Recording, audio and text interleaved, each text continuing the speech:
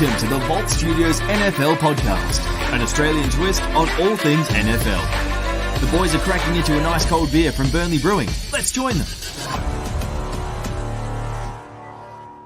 Hello, everybody. Welcome to the live Sunday night show. I'm your host, as always, JA, and I am joined by an absolute weapon of a man, Darren Johnson. How are you, buddy? G'day, mate. Look, I'm doing very well. Very excited to be back on a fine Sunday night. Melbourne has turned on the weather. So release of lockdown, and the weather is just absolutely gorgeous. So apologies in advance. The beer started early. Yeah, absolutely. And we are 7 seconds in, and we already have 2 mentions of the diplomas. Well, I did go and find the rest of my diplomas from my cupboard and decided to throw them up on the wall. So this is for you, boys. Certainly getting some diploma jokes in early. I'm not sure if you know, but I actually put up my diploma this week. Look, it's great. I don't want to say I'm a big deal, but I have a diploma, so I'm sure everyone's going to say it's fake. But you know what? Haters going to hate. If you know what I mean? I'd love to have enough space on my wall for fake diplomas. You've got too many with your real diplomas. Also threw up a few Halloween balloons. Next month's Patreon is a diploma.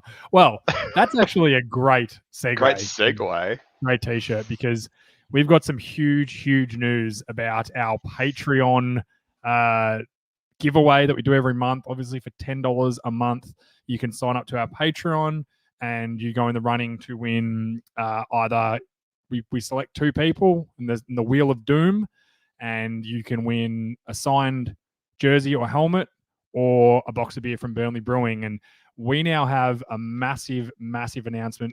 We've got some guys on board. I'm just going to post in the chat the link to their group. It is Jake and Daryl. I love Daryl. It's not Daryl, it's Darren. I just wanted to call him Daryl. See, you get all excited because it's your alter ego. It's Jake and Daryl. Darren, sorry. No, I can't get his name right. It's very hard not to call Darren Daryl, I'll tell you. Daryl's a great word. From J and D's Breaks Down Under. Turns out I wanted to buy a helmet, as you can all know from the wall behind me. I like buying them, and got to chatting with Darren, and before we knew it, we'd come to an agreement. Their Break's terrific, guys. They do mainly mini helmets. It's a really good group. They're really good guys. Talking to them, the main thing they want is to just help spread the hobby. They're not out there trying to make millions of dollars from it. They just want to help guys source it. And this is how it kind of started. They were able to source a helmet. They were able to help me source a helmet I was looking for. And then that's how the conversation started. So make sure you absolutely get around these guys. They are the Patreon sponsor. So the helmets are going to be coming directly from them. Obviously, we've got the giveaway of the Colts helmet, which will be done Tuesday on the 1st, or the 2nd here.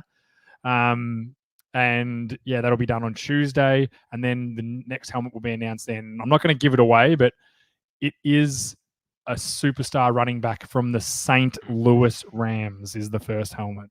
So you did tell me who this was, and I got super excited. So it's a very good one. So we're super excited.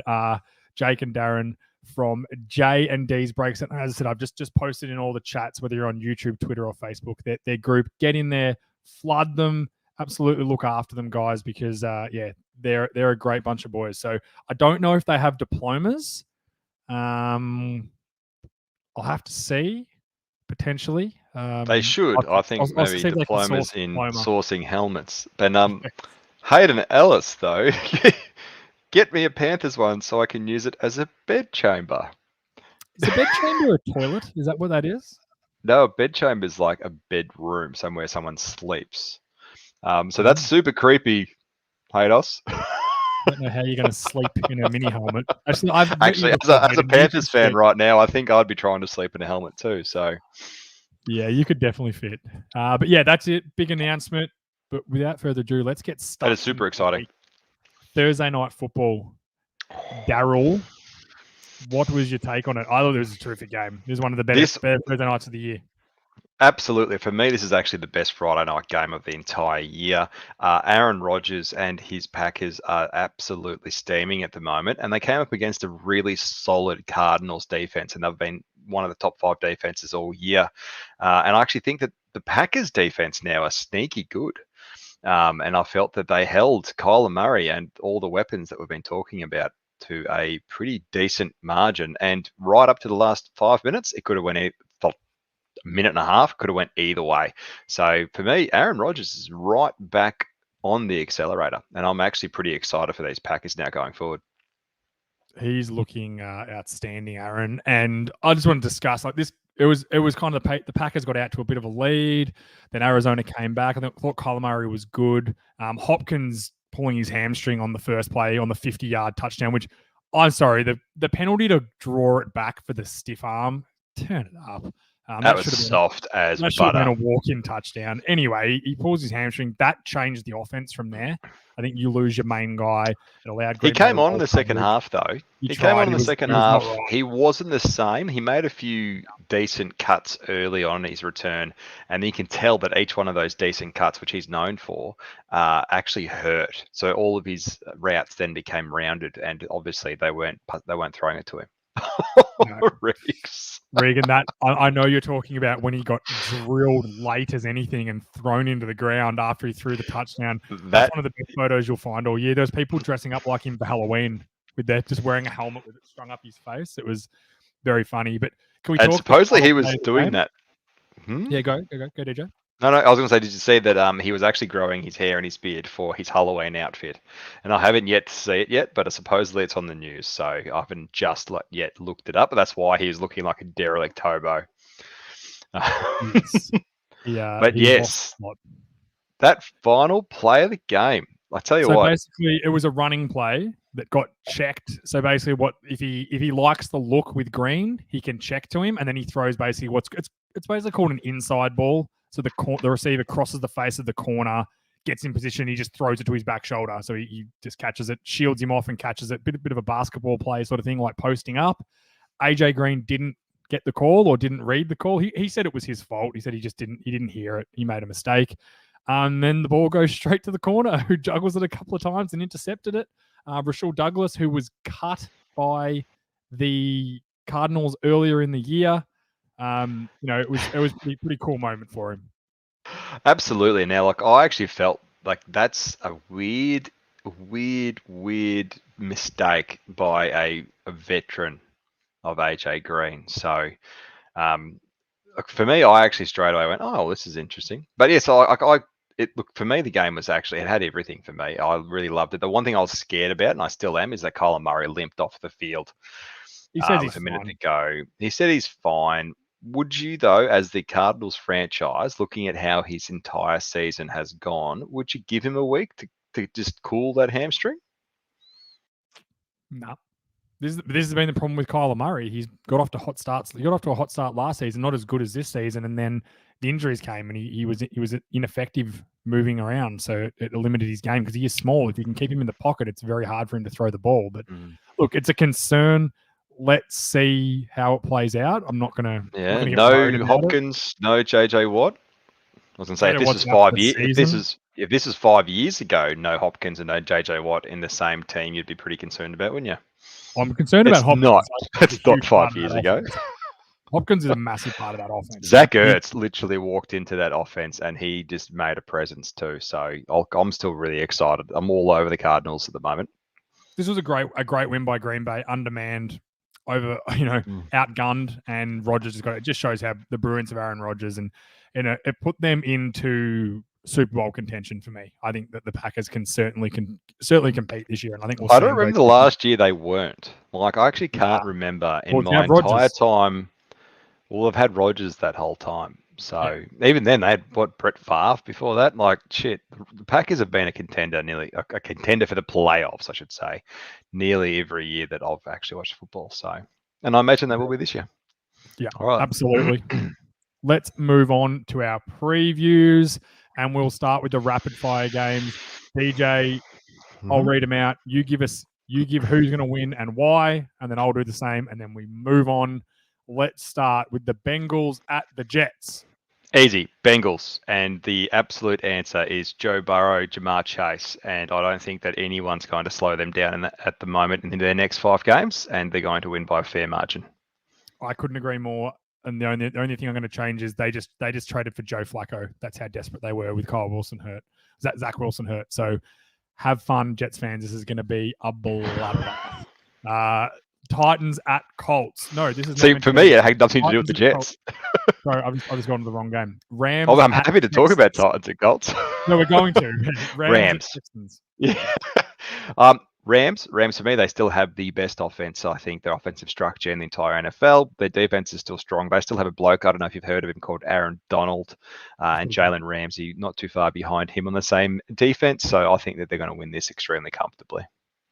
I tend to agree. Texans have been frisky on defense, but give me the Rams in a big win.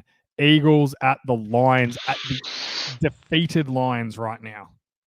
Yes, so look, this is actually a difficult one for me because I have a weird Nostradamus feeling the Lions are going to win. But in saying that, look, the Eagles, Jalen Hurts has been having a pretty decent year. He's been doing the whole Josh Allen from 2 years ago. He's actually making a whole lot of red zone threats with his feet, which he's done really well. However, unfortunately, I don't think they're going to get over the line. I think that the stinky Lions are actually going to get a win. It's time. It's their turn now. DeAndre Swift for me. DeAndre Swift has made that offense a dynamite and threat. So much like CMC has at Panthers. So give me the Lions. He's very good. I'll take the Lions too. It's not really much of an upset, but if they win, I think it'll be the upset of the week for the podcast. But yeah, give me the Lions in a bit of an upset. Dolphins at the Bills. Big tension in Miami. They reckon Deshaun Watson's coming. I don't know why you would trade for Deshaun Watson in today's day and age. It blows my mind. It blows my mind. I feel sorry for the Dolphins. Because they are literally excited at the prospect of Deshaun Watson right now. And they're going to give away their future trade capital, which I didn't think they had much left because they've just spent it all. However, give me the Bills in a pretty big upset. Not even upset, a pretty big margin. And the Bills are just a steam train at the moment. Bills are going to absolutely roll them at home. I think it'll be a bloodbath. Jaguars at the Seahawks. Do you want to know who I think is going to win this? I might surprise you. I know that I was going to say the same thing. I know your answer, Jay. I know it. Gino is garbage. Gino is garbage. I was going to say, you've got that look in your eye. We've been looking at the stars and looking at your star charts. Mm-hmm. I just know that you're going to pick for the Jags here, and I'm going with you.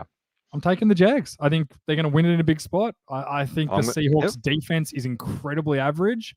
At parts, they've got some strong parts to them, but I think Lawrence is going to be able to pass the ball all over. I think Robinson's going to have a good day on the ground because the Seahawks aren't a good run defense. Other than Bobby Wagner, they're just not good on the run defense. And unfortunately, I think the Jaguars are going to go into Seattle and beat them. They haven't won a game in Seattle this year. They've had 3 losses. I was thinking about this yesterday, and I actually reckon that one of the reasons why Trevor Lawrence is a number 1 quarterback and he's going to be a franchise quarterback is that he doesn't care about home field advantage. He's going to go into the Seahawks and be calm, and he's going to still make the same plays. And I think that they're going to come out with a win, and it's going to hopefully give them a few wins this year. Yep. Momentum is everything in NFL. He's a bit naive, you reckon? Yes, he's naive. He doesn't have that. He doesn't have the superstitions that all the older QBs have. Like, oh no, I'm going into the Arrowhead. I'm going into Arrowhead, and everyone's cheering against me. It used to be the 12th man, what they called them at the Seahawks, but I don't think it's not the same anymore because of the reduced capacities. So, give me the Jags. Yep, I'm taking the Jags. Throw them in your multi if anyone's a betting man. Throw them in your multi. I think you'll get something for them. Yep, exactly. I agree. That's the end of the rapid fire games, and that takes us into our first preview. That's not rapid fire. Is the Titans at Colts? AFC South battle. Titans are rolling after kicking the crap out of the Bills and the Chiefs the last couple of weeks. Bills. Colts had a huge win last week though, and this is a real. So the Colts have already lost to the Titans, so this is in Tennessee. They're at home. They're coming off a good win. They're starting to get a little bit healthy.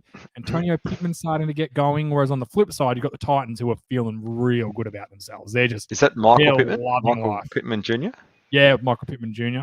Antonio Pittman. I'm like, which one's that one? Antonio Pittman. Yeah, Michael Pittman Jr., whose dad was a pretty good player too. And yeah, I think the Titans are feeling pretty good about themselves, but they're coming up against the Colts, who are a very, very At good home. run defense. At home, they're a good run defense. Carson Wentz is playing well.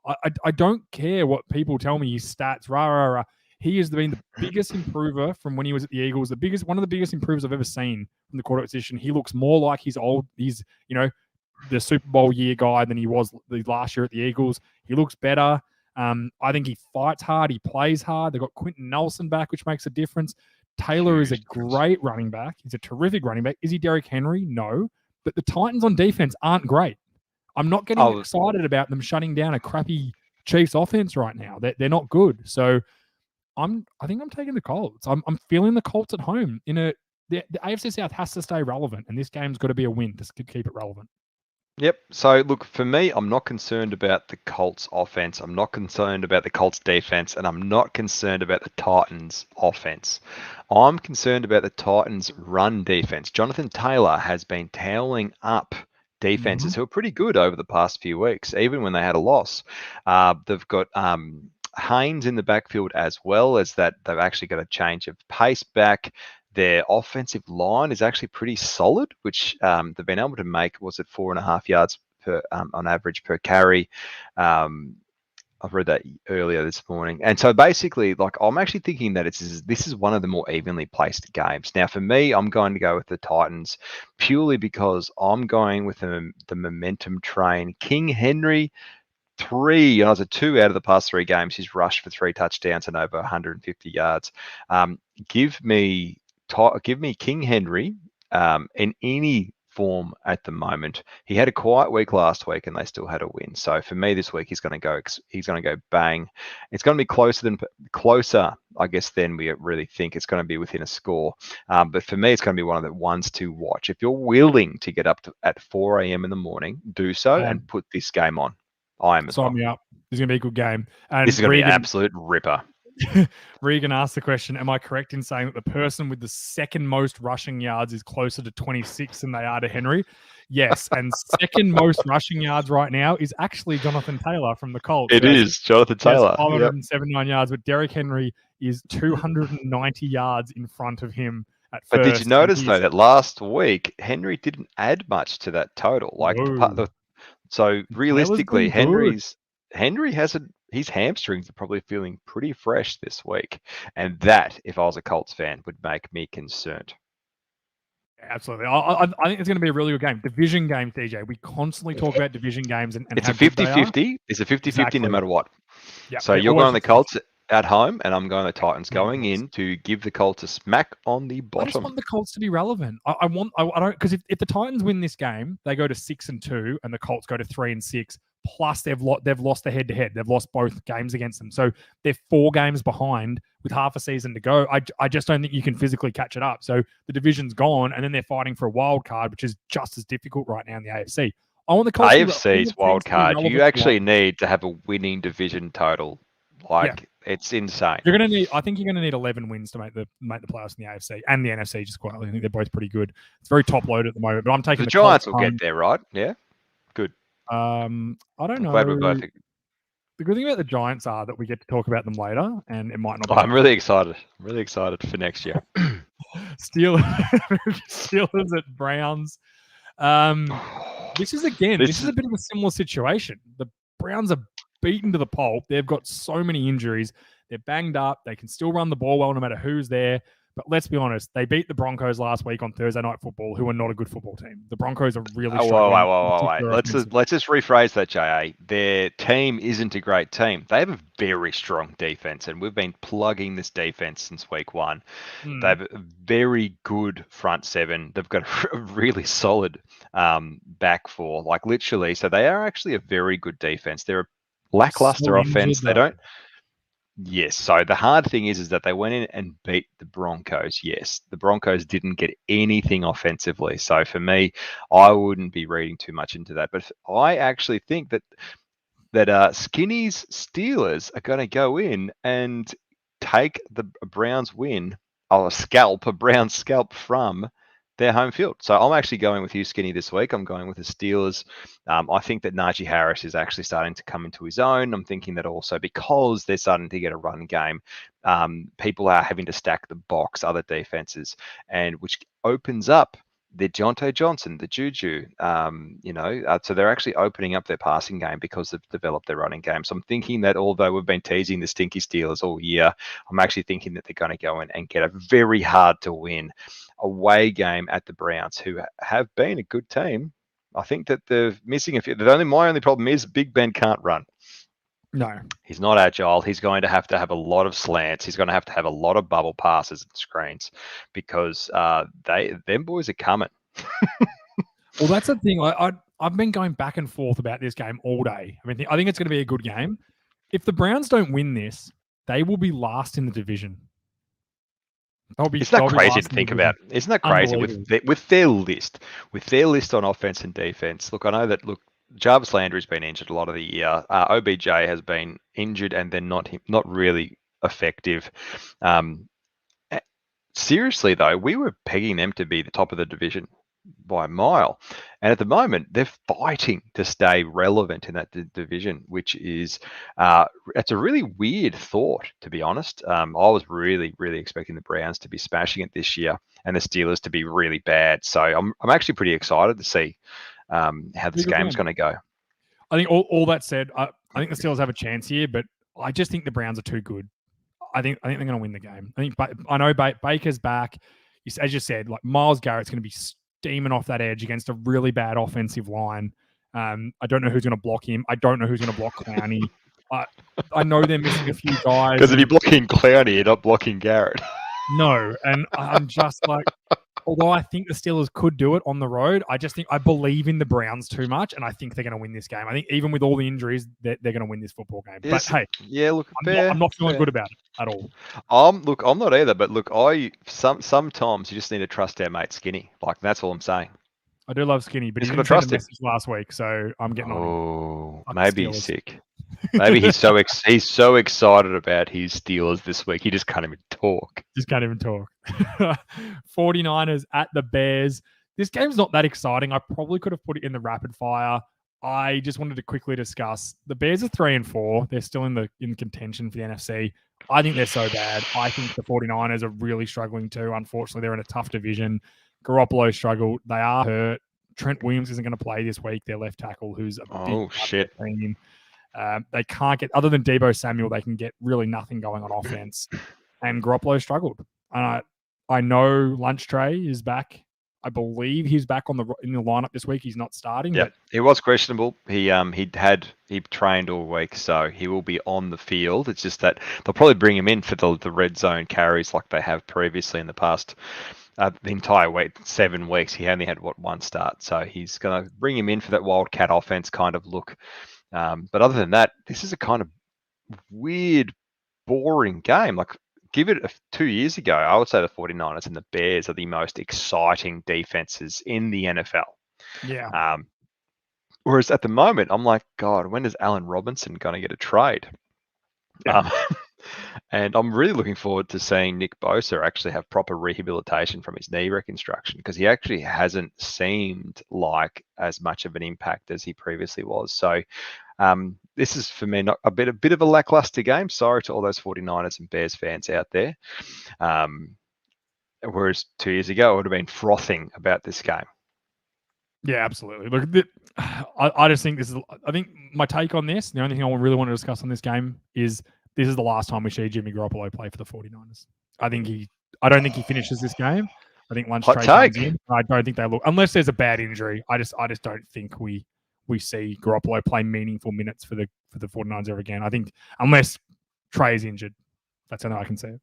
So yeah, look, and that's fair. And to be honest, they picked him up with what number 4 overall or numbers 2? Okay, it's time to move on. He adds more to your offense, and I don't. We're at week 8.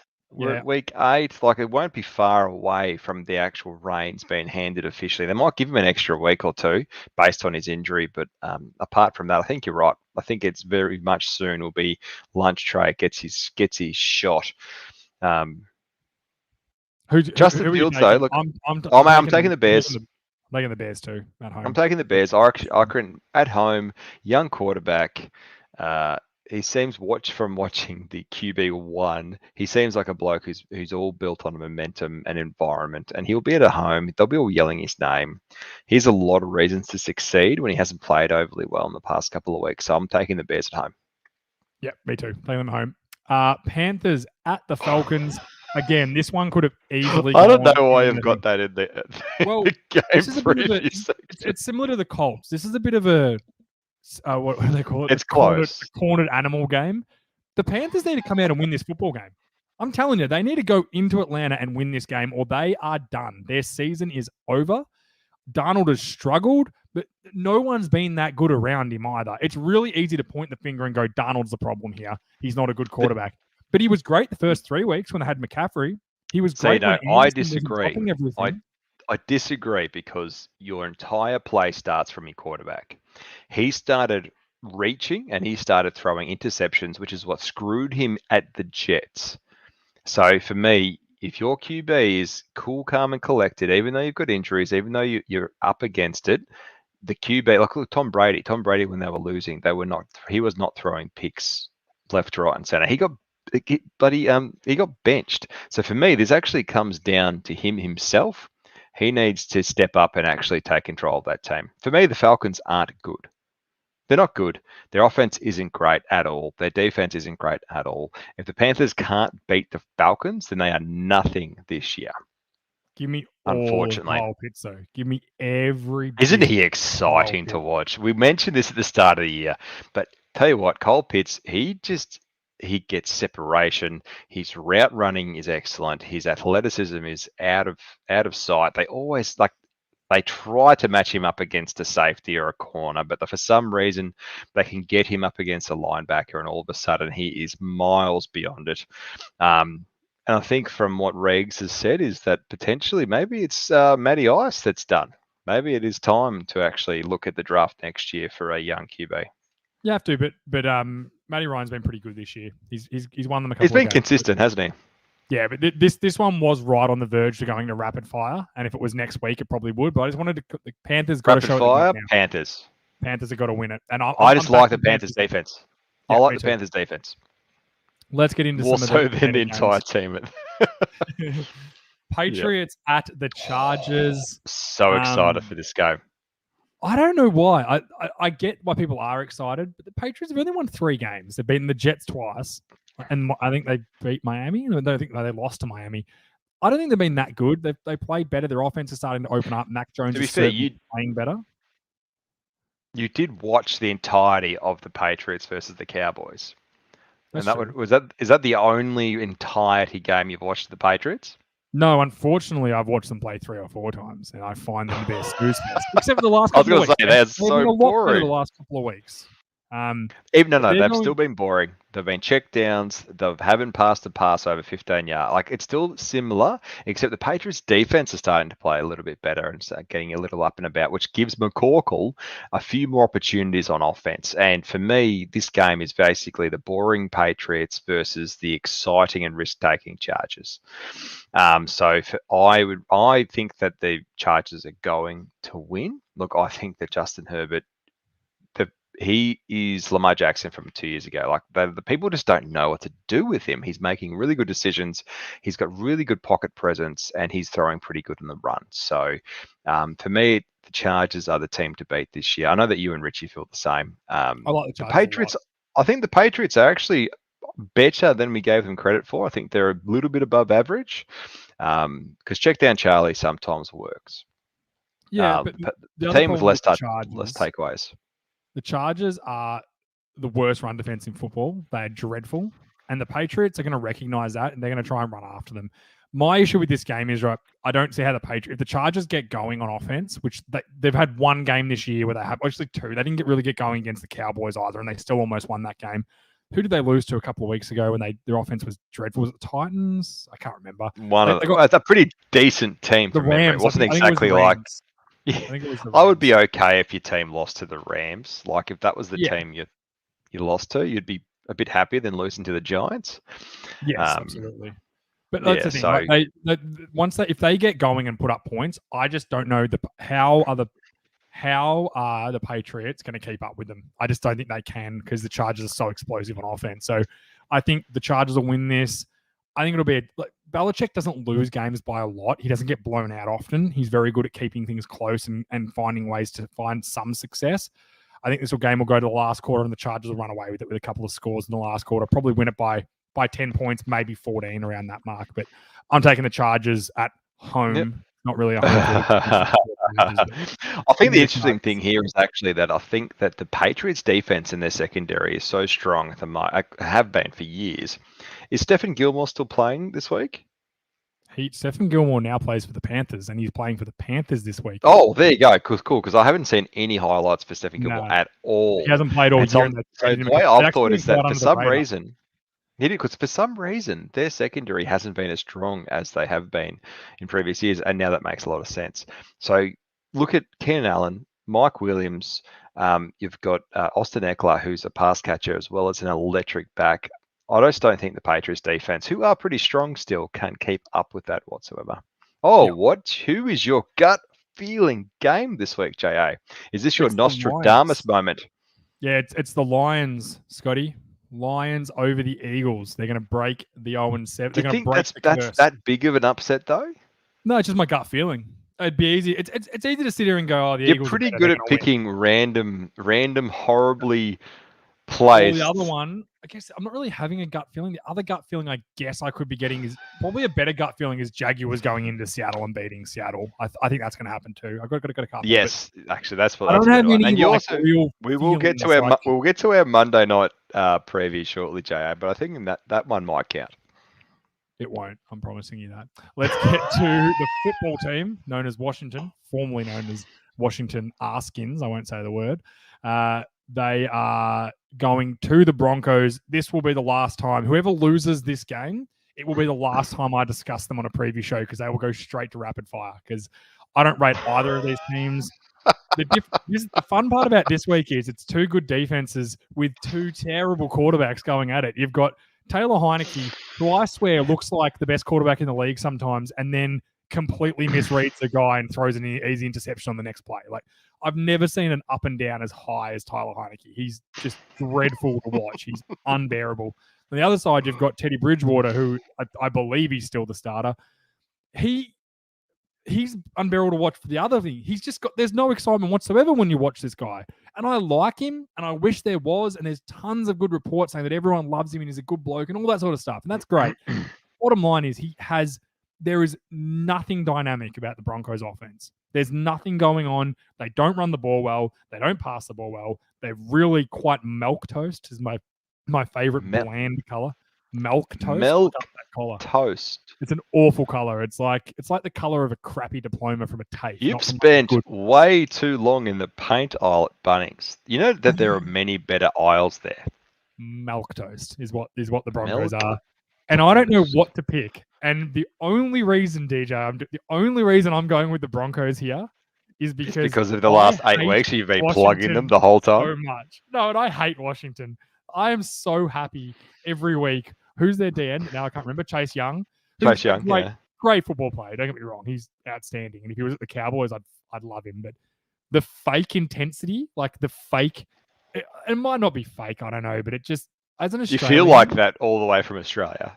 Yeah, I'm sure if he was in front of me, he wouldn't be fake. But no, I'm not saying I want to fight the guy. I'm saying Chase Young's the size of a house. I think, yeah. They're carrying on. Like, Chase, make a fucking play when your team needs it. How about that? How about instead of screaming on the sideline, carrying on like a moron every 5 seconds, like with the ads about you and all that sort of stuff? How about you make a play? How about you start there? Because you haven't made a meaningful play. Go watch a video of Von Miller. Yeah, watch a bit of Von, who's injured in this game. Yeah, I know, but go watch a video of Von Miller, maybe any year for the past 5 to 6 to 8 years that he's been playing. He's extremely humble, and you know what? When the umpires don't go his way, he puts his hands up and then gets down and he makes the next play. Like, he's immature. He's only been there for a couple of years, so look, I think he's got a lot of way to go. I'm over him. He's annoying me because he's not making. If he was making all these plays, which he was last year, great, go carry on like a moron. Be the biggest guy in the room. I don't care. But if you're not making plays, shut up, work hard, and make some plays. And then That's true. You can't speak until you make plays. That's if anyone that has played competitive sport knows that. The bloke that speaks the loudest about on this team. Outcome. People were picking him for Defensive Player of the Year. He hasn't come close to Defensive Player of the Week yet, let alone the year. He's been dreadful. And I'm off him. I find that funny because my pick is actually the football team. Nah, give me so the Broncos have lost, 4 in a row? They're in a slump. Yeah, they are. I think Teddy Bridgewater is a little bit more. He's a bit like McCorkle. He's a check down Charlie, and the Washington football team take advantage of those kind of more conservative teams. They've got a pretty steady defense, and they allow their front seven to rush as they normally do to make plays. So I'm actually thinking that the Broncos don't have enough on offense. Jerry Jeudy's back from injury. He's still a question. If he can get going and he's 100%, then I think you're right. I think the Broncos have a lot more fire on offense. However, until then, I'm not convinced, and I'm going to take the football team in an upset going into home on the Broncos. Beautiful. I'm taking Washington. I'm taking Broncos at home. The Broncos. We've actually gone opposite for about the last 4 picks. I'm doing it for you, Scotty. I'm with you, mate. Let's go. Broncos. I'm not confident. Break the slide. Let's get to what could be one of the best games of the week, and it is Bucks at Saints. Saints, someone was telling me the Saints haven't been as bad as what I think. And I think I'm seeing Winston, and I'm putting the Saints in that category as Winston, who I can't stand Winston. I reckon he sucks, and I don't enjoy him. But their defense has been outstanding. They are a very good defense, the Saints, and I'm enjoying watching that. You've got Alvin Kamara, who is everything on offense, and he has to be everything on offense. And they've got He's got his mate back.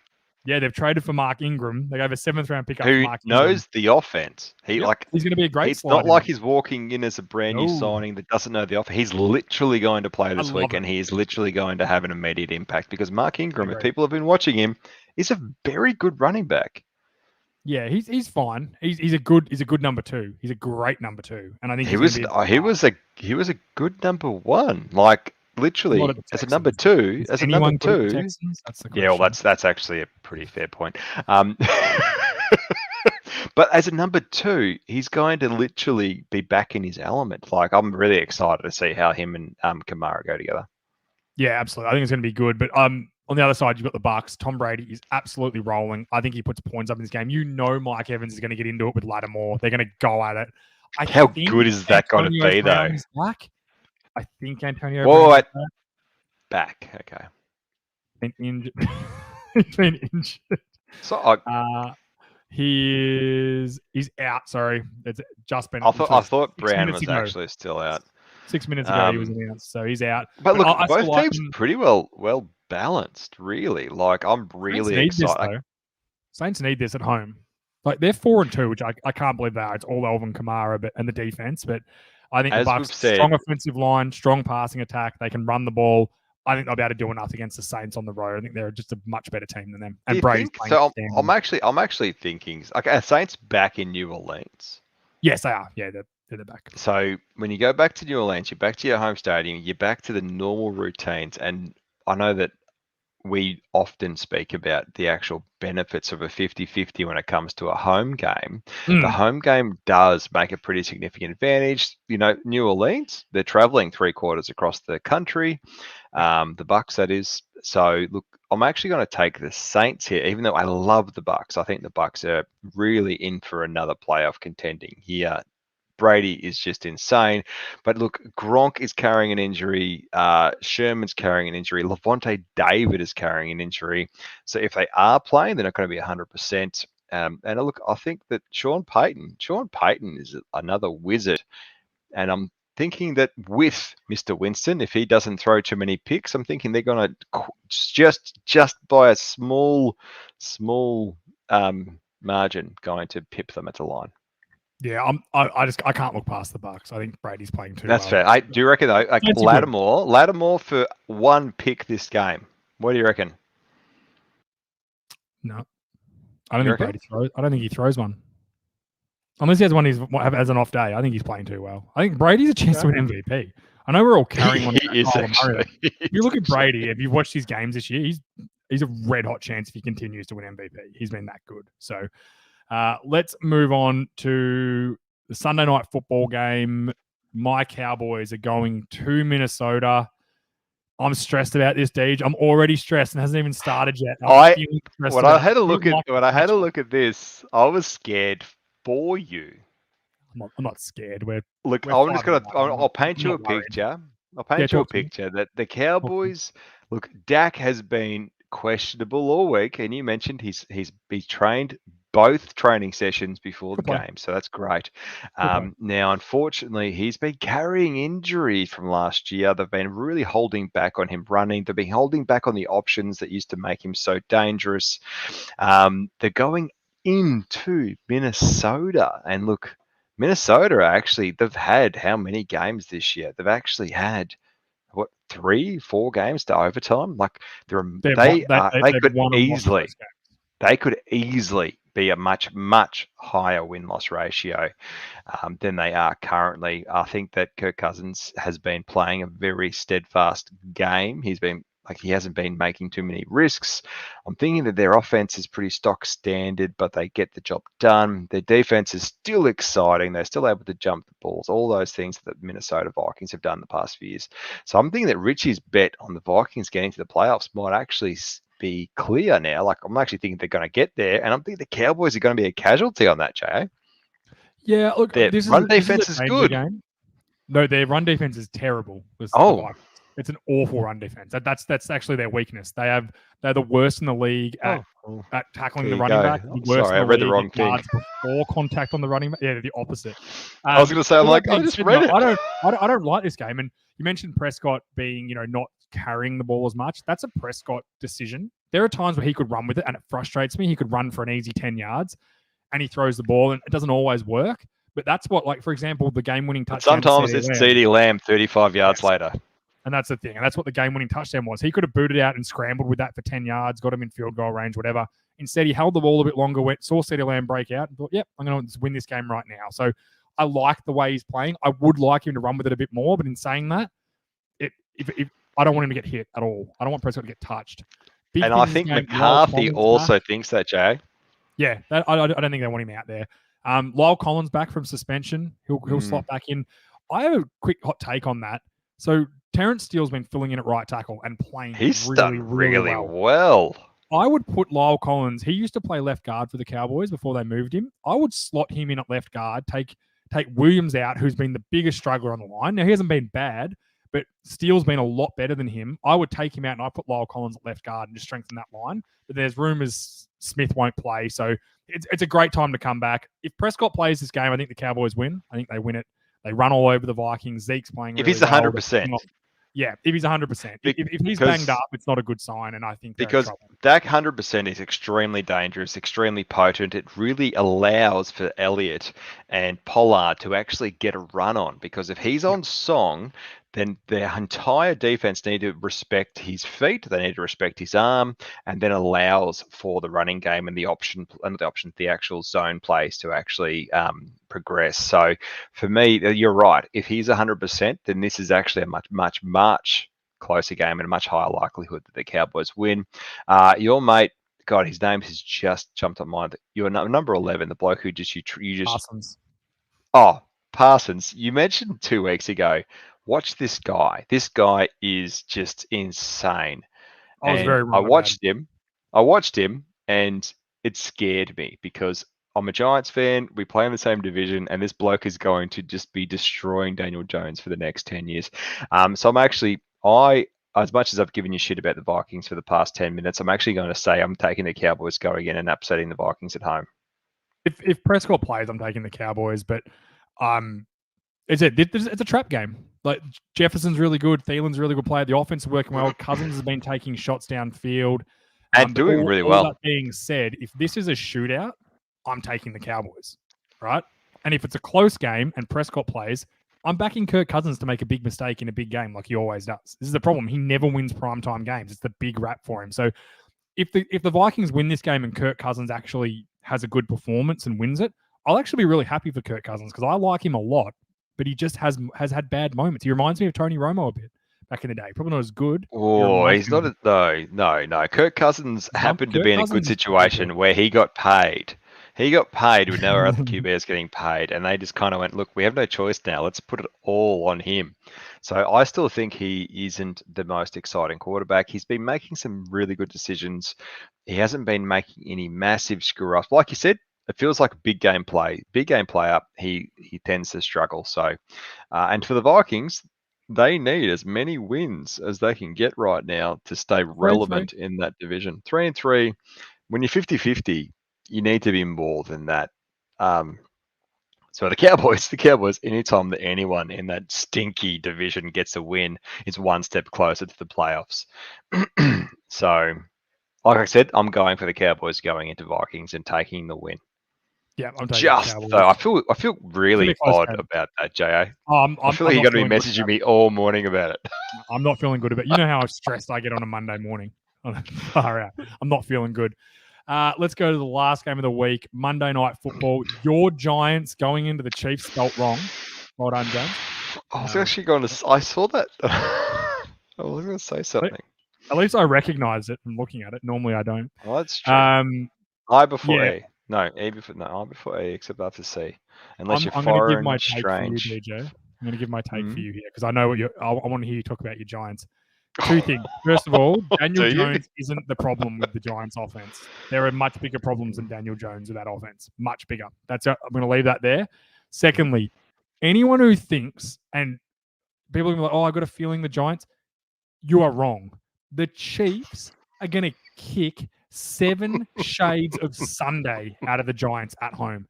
I'm telling you, the Giants could not be walking into Arrowhead at a worse time right now. They have got no players.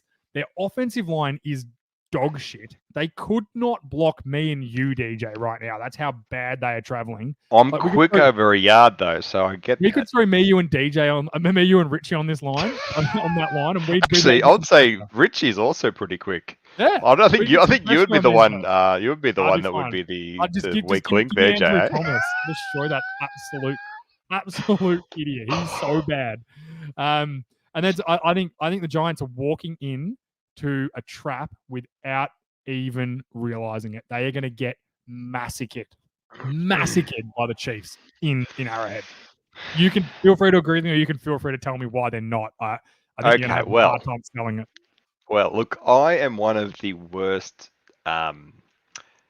supporters ever, because I'm one of the biggest critics of the Giants, my stinky Giants. I don't like our entire administration. I don't like our previous draft picks we've made. You guys have seen me live on our draft day multiple times now, where I've been pretty upset and having to resort to drinking your port that you've got there at the studio, Jay. So it's your port.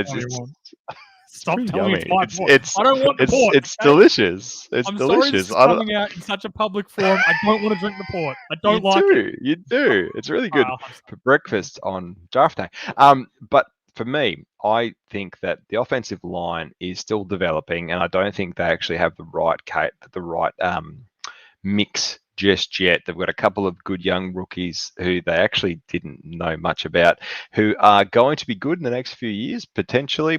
Their running game is absolutely shot.